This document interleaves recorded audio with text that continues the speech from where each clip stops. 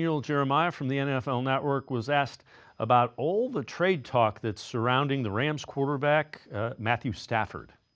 There has been a lot of chatter and talking to guys around the league. You know, the Stafford stuff.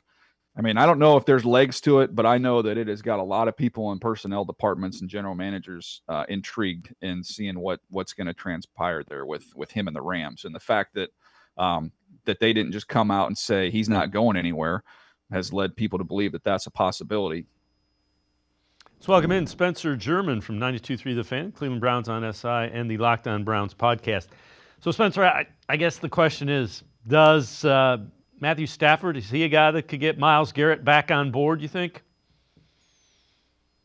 I would think. I think when Miles was having these conversations with the Browns about their future plans and what they were going to do, and he's thinking probably through like what veteran options are out there that they could consider. And you hear Kirk Cousins and Sam Darnold and Daniel Jones. I'm sure all those were kind of, very like meh response or very meh answers for him to hear. But you probably weren't accounting for somebody like like Matt Stafford being available. And so you hear that a guy who's won a Super Bowl, who's I think is still playing at a high enough level that you can still compete on that stage and in that time of year. Granted, the AFC gauntlet of quarterbacks you got to go through is obviously much tougher than the NFC. But like I think that's something that at least piques his interest and maybe makes him reconsider things. He's talked so much during his radio tours on Radio Row and whatnot about how the quarterback is the most important thing he's looking for. And so if like this surprise idea kind of pops up and Matt Stafford's somebody that the Browns end up having a realistic shot at, I would hope that he could at least like think about it and maybe give the Browns a chance to, convince him to stay because that might have not been somebody on their radar before. So I think for sure it makes you rethink whether or not he wants to stick around or not. Yeah, and there are obviously financial things they'd have to work around, but if you get Garrett buying into it, then you extend him, you get the contract, you get his number down.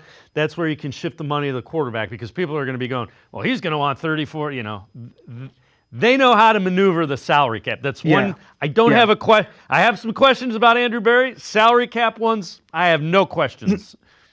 Yeah, I've kind of joked like, when the Browns got Andrew Berry, they were trying to get somebody from the Howie Roseman tree, and it was an innovative idea at the time. I mean, Howie Roseman's obviously great, and he's got 2 Super Bowls to show for it. But the one thing, there's questions maybe about Andrew Berry's roster building and ability to draft guys.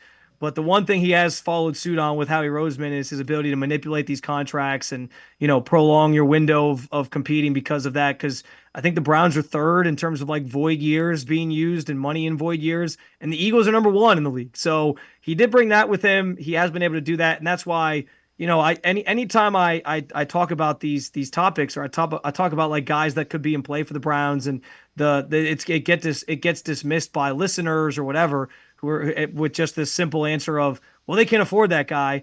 I always just kind of say, well, I don't necessarily think that's an issue. Like the cap stuff, it sometimes it goes a little bit over my head, but I do understand how these GMs these days, work the books to be able to sort of, create enough cap space to have the flexibility they need in any given offseason.